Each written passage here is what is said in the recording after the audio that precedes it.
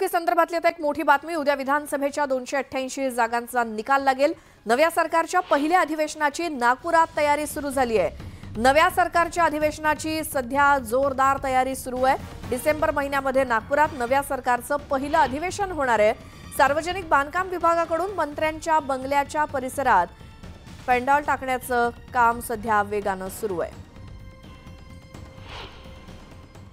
विधानसभा निवडणुकीचा निकाल जरी उद्या येणार असला आणि राज्याचे नवे राज्यकर्ते कोण असले हे अद्याप निश्चित नसलं तरी राज्याचं हिवाळी अधिवेशन हे नागपुरात होतं आणि आता स्थापन होणाऱ्या नव्या सरकारचं पहिलं अधिवेशन नागपूरमध्ये होणार आहे। त्यामुळे सरकार कोणाचं येणार हे अद्याप स्पष्ट नसलं तरी नागपूरमध्ये जे आहे ते या अधिवेशनाच्या तयारीनं जे आहे ते वेग घेतलेला आहे। आपण सध्या नागपूरच्या रवी भवन परिसरामध्ये आणि या रवी भवन परिसरामध्ये सरकारचे मंत्री जे आहेत ते निवासाला असतात आणि त्यांच्या निवासाची सोय या रवी भवनमध्ये केलेली असते आणि आता या रवी भवनच्या दुरुस्तीला आणि देखभालीला जे आहे ते वेग आलेला आहे। कारण हिवाळी अधिवेशन साधारणतः डिसेंबर महिन्याच्या पहिल्या किंवा दुसऱ्या आठवड्यात असतं, त्यामुळे आता दिवस कमी शिल्लक आहे आणि त्यासाठी आपण पाहतोय की रवी भवनचे जे आहे ते इथं असलेल्या मंत्र्यांसाठीच्या बंगल्यांची डागडुगी केली जात आहे। मंडप टाकण्याचं काम जे आहे ते इथं केलं जात आहे। रवी भवन परिसराची साफसफाई जी आहे ते इथं मोठ्या प्रमाणात केली जात आहे। त्यामुळे नवीन सरकार गठीत झालं, नवीन मंत्रिमंडळ तयार झालं की त्यांचं पहिलं अधिवेशन नागपूरमध्ये होईल आणि त्या अधिवेशनाच्या तयारीसाठी जे आहे ते